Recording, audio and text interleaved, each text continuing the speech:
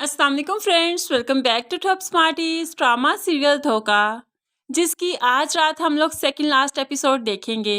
अहमद ने कोमल के सारे अकाउंट्स क्लियर कर लिए, सब कुछ हड़प कर लिया। थोड़ी सी रकम जो बची थी वो आयशा के इलाज पर लग गई। इस टाइम कोमल खाली हाथ है। कायनात को जब पता चला उसे बहुत गुस्सा आया। वो कोमल को समझाने लगी, तुम इस खुदगर्ज इंसान के साथ आखिर क्यों जिंदगी गुजार रही हो? मेरी तो मजबूरी है, मेरी बच्ची का बाप है ये। तुम्हारे पास अभी औलाद ही नहीं, तुम्हें क्या मजबूरी है? लेकिन कोमल बताने लगी कि उसके पास कोई सहारा ही नहीं, यही मजबूरी है उसकी। ऐसे में कायनात को अहमद पर गुस्सा तो बहुत है, इसलिए उसे लड़ने झगड़ने लगी कि तुमने कोमल के सारे अकाउंट्स क्यों खाली कर दिए, उसका सारा पैसा हड़प कर लिया।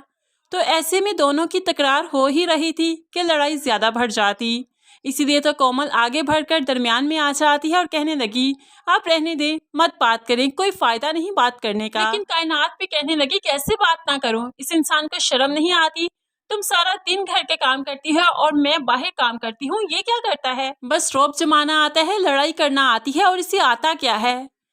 ऐसे में कायनात को तो अहमद कुछ नहीं कह सका, लेकिन कोमल से लड़ने लगा। तभी तो कायनात आगे बढ़कर कोमल को छुड़वाने लगी, लेकिन वो छोड़ने का नाम ही नहीं ले रहा था कि उसे मारने पीटने लगा। अब कायनात को कुछ नहीं सूझा तो सामने डाइनिंग टेबल पर प्लेट में रखा कुछ नमक पड़ा था, जो कि उठाकर उसने अहमद की आंखों में दे मारा। अहमद को तो बस तब अपनी जान के लाले पड़ गए। वो खुद को ही संभालता रहा और कायनात कोमल को लेकर यहाँ से चली जाती है। लेकिन आखिर कब तक अहमद को अपनी जान के लाले पड़े रहेंगे? उसे होश तो आना ही था।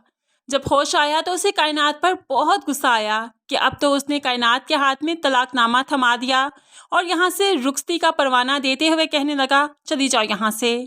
कायनात को भला अहमद की क्या परवाह, खुद कमाती है, खुद स्टैंड है, खुद ही सब कुछ संभालती है। बस उसे फिक्र थी तो अपनी बेटी की। लेकिन फिर वो कामी के घर आ ही जाती है, जहाँ पर आकर भाई समझाने लगा, एक मर्द के सहारे के बगैर औरत कुछ भी नहीं। कायनात जो पहले ही भड़क कर बैठी थी, अब तो वो भाई पर चिल्लाने लगी, कौन सा सहारा?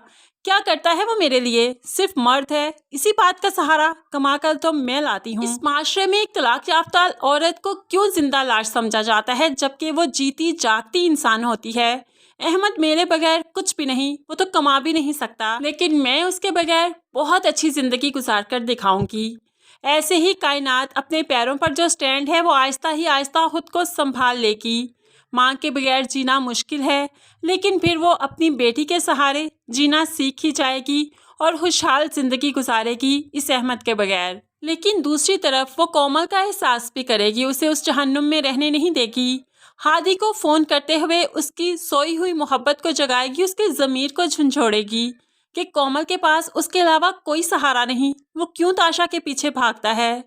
ऐसे में वो ताशा के साथ कोमल के घर भी जाएगा, जहाँ पर अहमद ने कोमल को एक कमरे में बंद कर रखा है। जब हादी को पता चला, भागता हुआ सीढ़ियाँ चढ़ता हुआ कोमल के पास जाता है, तो अहमद भी वहाँ पर आ जाता है और कहने लगा, वाह, पता चला नहीं आशिक को कि यहाँ गड़बड़ है, फौरन ही भागता आया।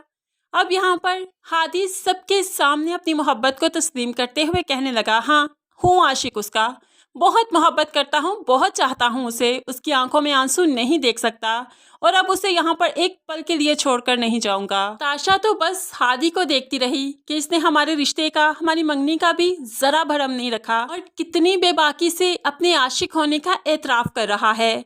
लेकिन हादी को अब ताशा की और ना ही अहमद की फिक्र है तो सिर्फ कोमल की।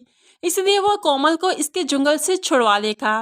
अरसला जो पहले ही खुलानामा तैयार कर चुकी थी, अब तो जाकर कोमल को उस पर साइन करने ही पड़ेंगे। इस तरह से अहमद के पास आखिर में कुछ नहीं रह जाएगा, खाली हाथ रह जाएगा। कोमल को हादी मिल जाएगा, ताशा को भी पता चल जाएगा कि हादी उसका कभी था ही नहीं। इस तरह से ये ड्रामा बहुत अच्छे एंड की तरफ जाएगा, एक हैप्पी एंड होगा इस ड्रामे का। फ्रेंड्स, आपको क्या लगता है, कोमल और हादी की शादी होगी या ताशा दरमियान में आएगी? इस बारे में आप कैसे सोचते हैं, ज़रूर कमेंट्स में बताइएगा।